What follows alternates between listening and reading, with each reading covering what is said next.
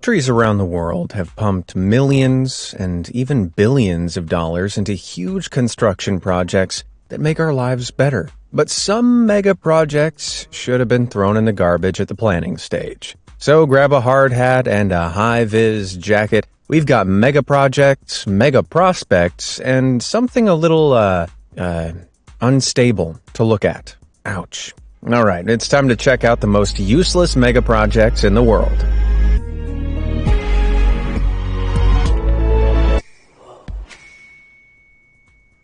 Road to Nowhere. Hawaii is a beautiful place. It's got beaches, grass skirts, coconut bras, and this super expensive blight on the landscape, the H3 Interstate. Now, I know what you're thinking. Interstate? Hawaii? Well, that's one big highway. Well, here's the thing. It doesn't connect to any other state. The name just means it's been funded by the federal government. So, rather than spanning 2,500 miles to the nearest state, California, it spans just 15, from northwest of downtown Honolulu to the Marine Corps base, Hawaii. Oh, even so, it still cost a colossal $1.3 billion to build, or $80 million a mile. Jeez. Well, back in 1960, when the road was first authorized, people weren't happy. Not only was it set to level a vast number of trees, but there were also sacred temples and funerary mounds in the area that were super significant to Native Hawaiians. And because of this, people protested hard. But constructors eventually got legal authorization anyway, and in 1989 they started building. 7 contractors, and 8 years later, it finally opened in 1997. So, despite H3 taking 37 years and blowing the budget by a shocking amount, are Hawaiians happy? Not at all. Construction destroyed many of the sacred sites throughout the valley. Now, lots of people won't drive anywhere near the road for fear of being cursed by the dead. So it's hardly even used. Now, if you were thinking of taking a smooth cruise through the Hawaiian countryside, then best be checking your back seat before you set off. That's a real highway to hell. Dam bursters. Man, all this talking can be thirsty work. Sometimes I wish I had a giant reservoir to serve all my hydration needs. Well, the city of Los Angeles faced the same problem in the 1900s, though it wasn't because they all talked too much. They needed a reliable water reserve for the growing needs of the city. So, they hired self-taught civil engineer William Mulholland to set about designing and building the largest arch-supported dam in the world. Construction started in 1924 and was finished suspiciously quickly in 1926. Tinker Skin Editor makes it easy for you to customize your player's. Located in San Francisco Canyon, about 40 miles outside of downtown LA, the completed St. Francis Dam was over 700 feet long and 185 feet tall, big enough to hold more than 12 billion gallons of water. That's over 18,000 Olympic swimming pools. However, as it began to fill, the cracks in self-taught Mulholland's experience started showing, very literally. Several leaks began appearing, which the engineer dismissed as totally normal. But in reality, the foundations of the dam were woefully unsuitable for supporting such a huge weight of water. On March 12, 1928, only 5 days after the reservoir reached max capacity, the giant concrete wall collapsed, sending all 12 billion gallons of water hurtling towards the Pacific Ocean. After just 5 minutes, the 120-foot wave had violently careened 1.5 miles from the collapsed wall, destroying everything in its path. It went down as one of the worst engineering catastrophes in U.S. history, destroying 1,000 homes and leaving at least 431 people sleeping with the fishes. Although he was relieved of any wrongdoing, Mulholland never worked again. All I can say is, damn. Ceased City. Man, I didn't sleep too good last night. My neighbor was jumping up and down on their bed for hours. If only I lived somewhere quiet, alone, and all by myself. Actually, I think I know just the place. Shangyun International Project is a 1,800-acre development in Shijiazhuang, China, and it's completely empty. Over the course of several years, developers splashed a monstrous $3 billion on creating a new, high-end residential super community. But when the construction company's CEO was arrested in 2014 for bribing state officials, the company fell into crisis and incurred billions of dollars in debts. They were forced to declare bankruptcy, and Xiangyun was seized by the government, leaving thousands who'd already bought properties there seriously out of pocket. Now, the huge city is eerily empty, like a ghost town.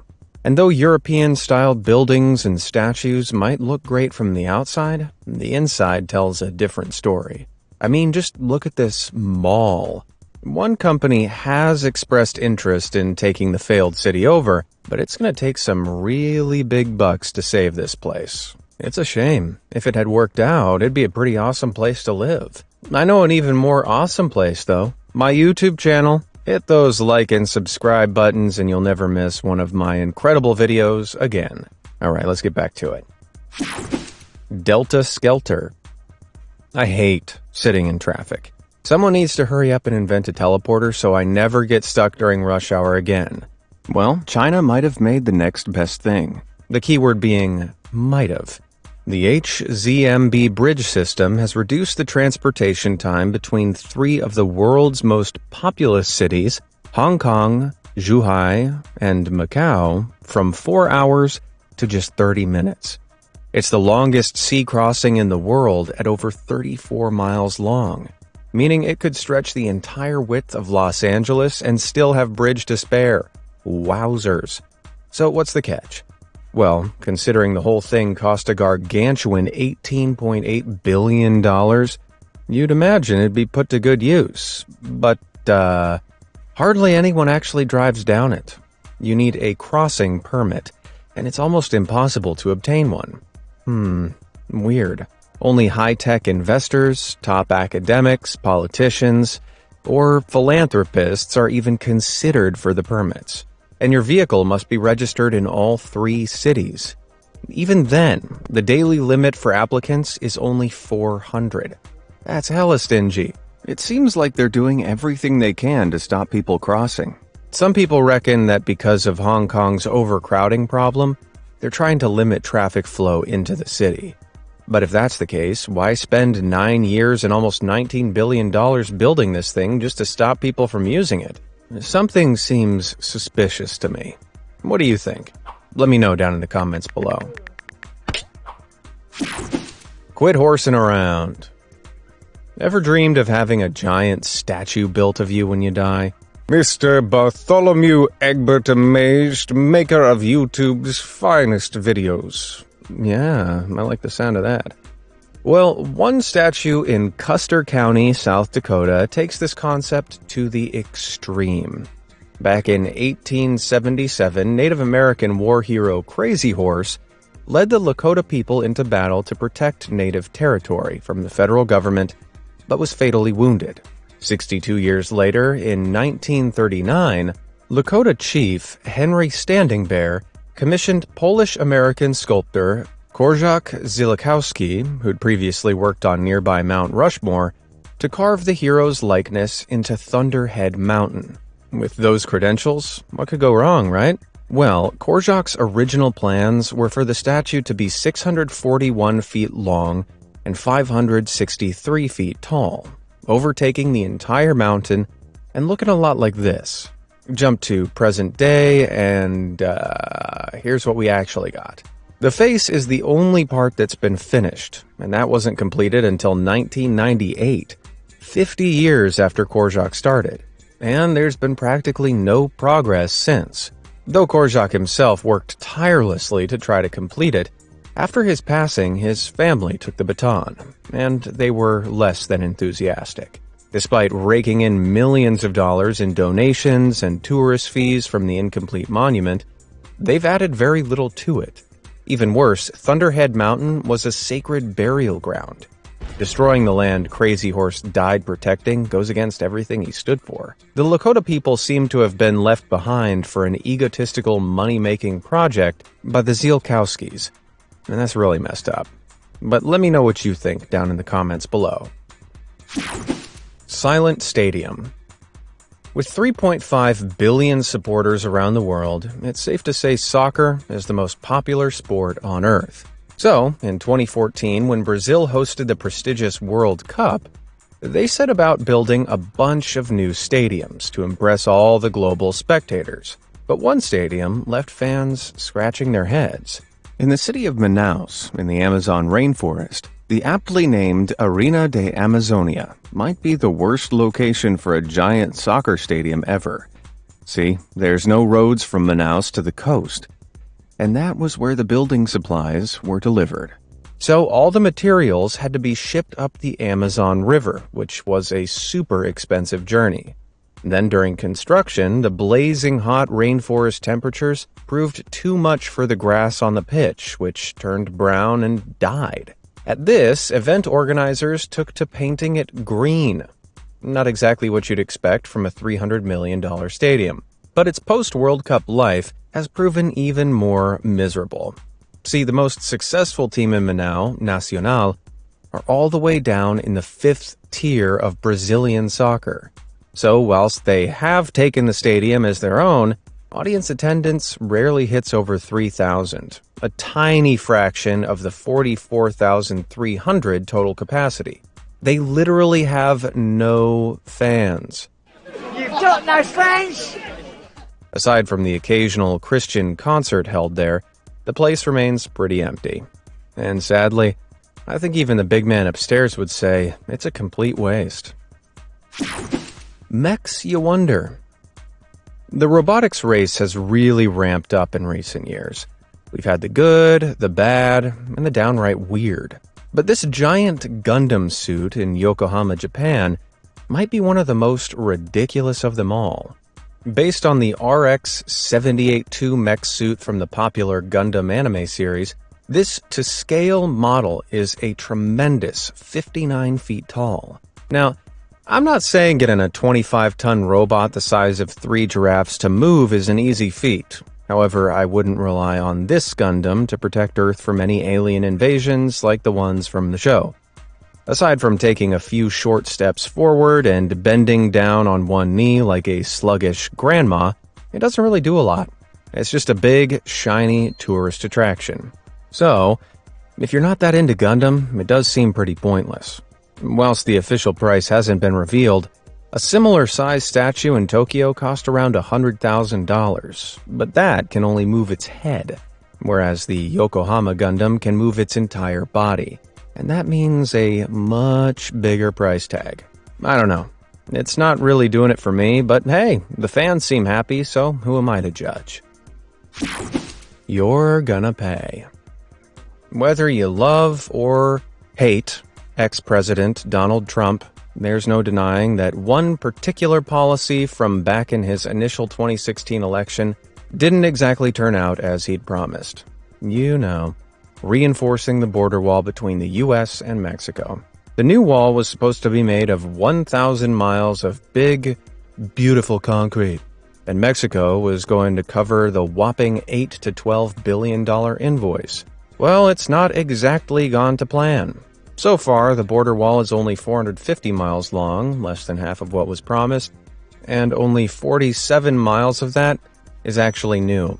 The rest of it is just the previous wall, bolstered with steel bollards, which, as you can see, isn't that great at keeping people out.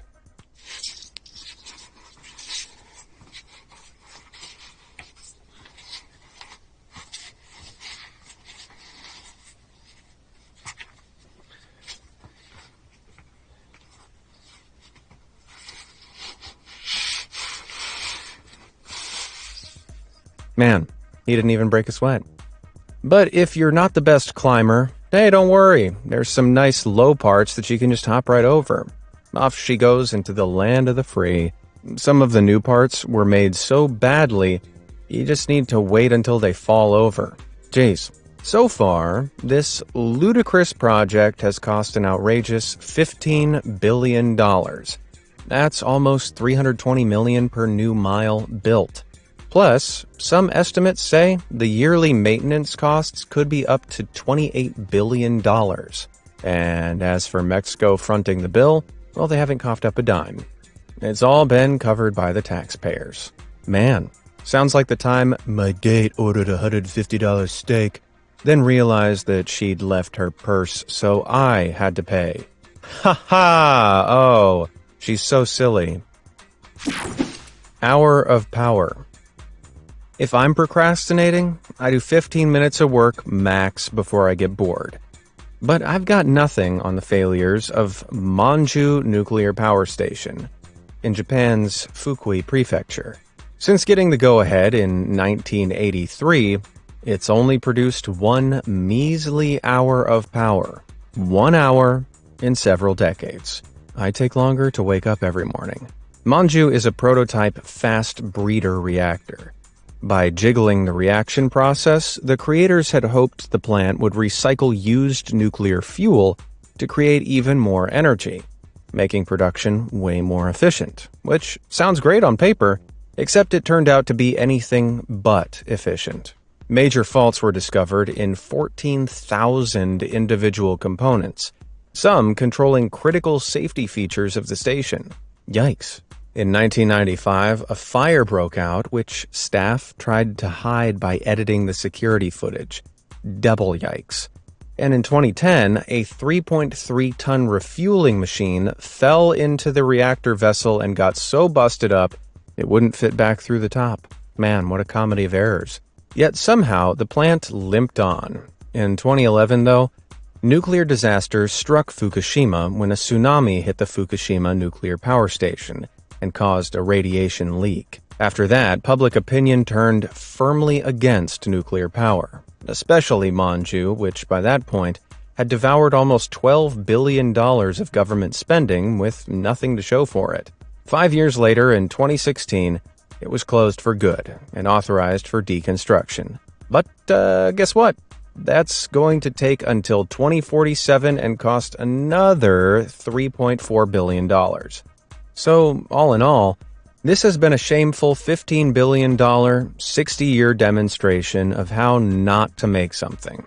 Oh, and if you were wondering where the name Monju came from, it was named after the Buddhist deity of wisdom. The irony. Coastland, Ghostland. Recently, I've been trying to live a little more sustainably. I recycle, donate stuff, and I've stopped making petrol fires in my backyard. But some countries, like Malaysia, have struggled implementing environmental changes. Announced in 2006, Malaysia's Forest City was meant to be an incredible role model of future cities, consisting of 4 artificial islands off the coastal wetlands of Johor. Concept pictures showed beautiful towers draped with plants, carless roads, and smart technology apartments that could maintain your home with no intervention. But since the grand opening in 2016, things haven't exactly taken off. By 2019, only 15,000 units had been sold, embarrassingly short of their target of 700,000. And as few as 500 people actually lived there. Awkward. See, the Chinese developers targeted the project almost exclusively towards upper-middle-class Chinese citizens as a place to store their wealth outside of China. But this collapsed when the Chinese government introduced a yearly spending cap of $50,000 on purchases made outside the country. Couple that with COVID and Malaysia having a political crisis, and you're left with a ghost town struggling for buyers.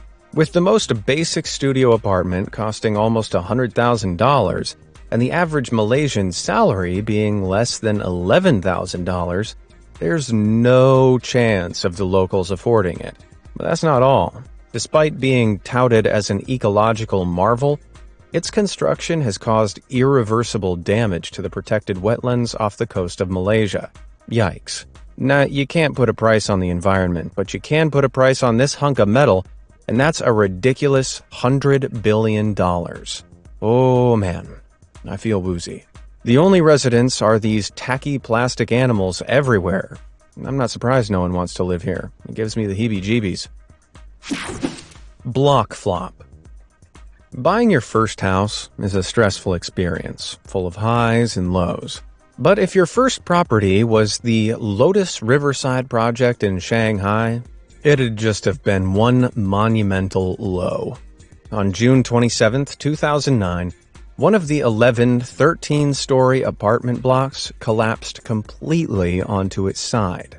Fortunately, no one was living there at the time, but sadly, one unlucky worker was inside collecting his tools when the building gave way. They'd been digging a pit to create an underground garage below the south side of the apartment block and piling all the excavated dirt on the north side. But the huge, heavy mound of dirt shifted the structure of the soil, putting loads of extra pressure on the concrete foundations, and these were vital for supporting the building from below. Unable to tolerate this increase in pressure, they snapped, and the whole building toppled over. Miraculously, the 10 other blocks were undamaged, but can you imagine the domino rally that could have happened? Well, 400 owners of the other apartments could, as they demanded their money back right away. As a result, the developers had to pay out almost $2 million in damages and got hit with almost $3 million for the cleanup. Whew, that might be the costliest pile of dirt I've ever heard. Costa Fortune. In the words of one of my favorite poets, I like big boats, and I cannot lie. That was MC Harbor. What a guy, huh? Well, this boat here is absolutely giant. Or was giant. Switching to Vodafone broadband from Virgin is as easy as that with one touch switch. TUI presents the Family Getaway.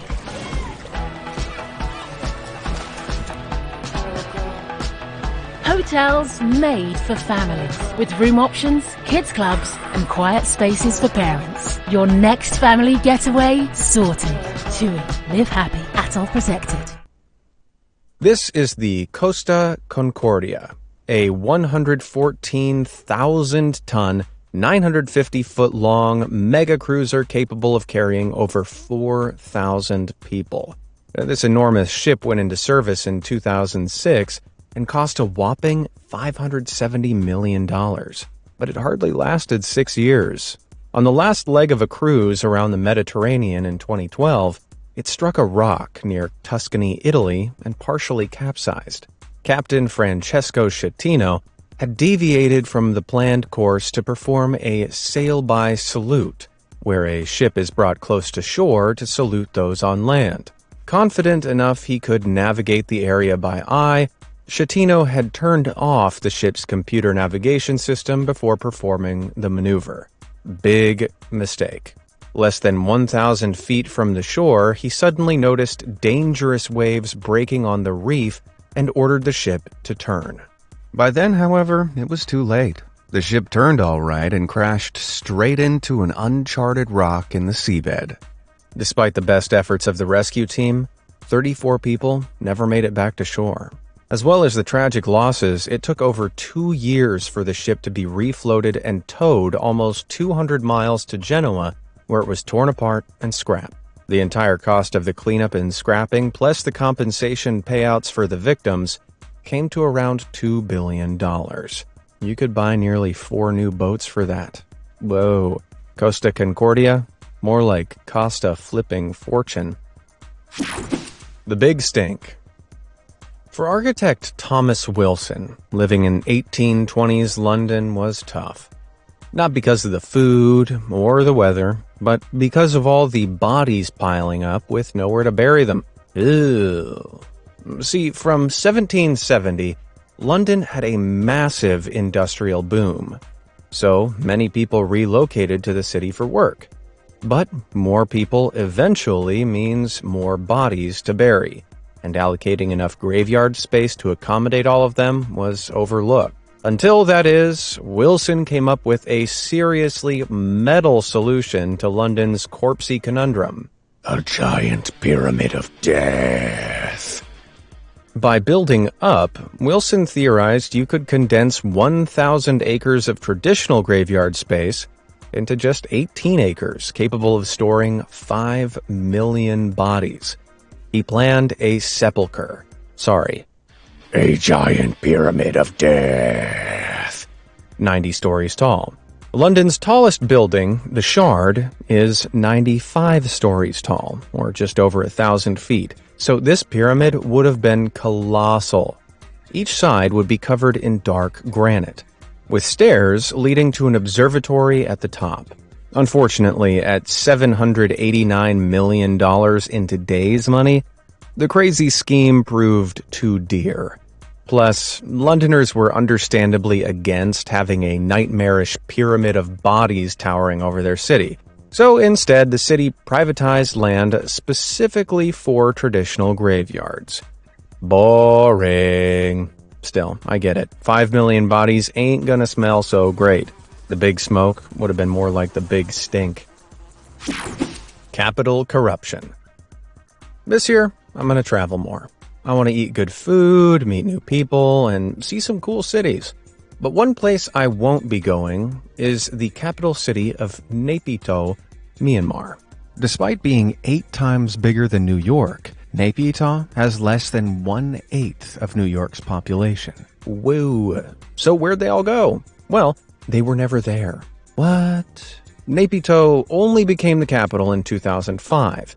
After Myanmar's military government became paranoid that the previous capital, Yangon, was going to be attacked from the sea.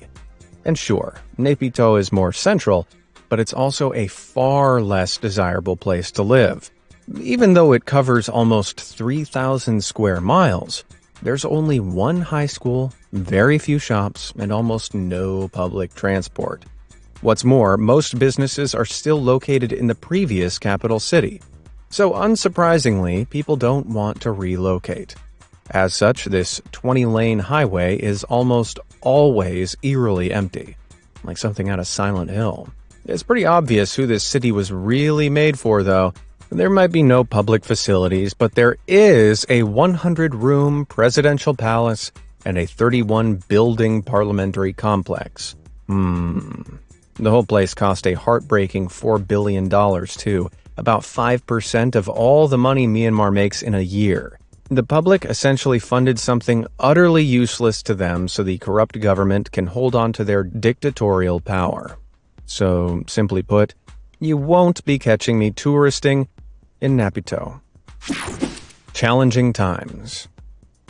It's crazy to think that nowadays, if you've got enough money, you can literally fly off into space. But our journey to conquer the cosmos has had some major hitches along the way. Back in 1986, NASA's Challenger shuttle took off for space.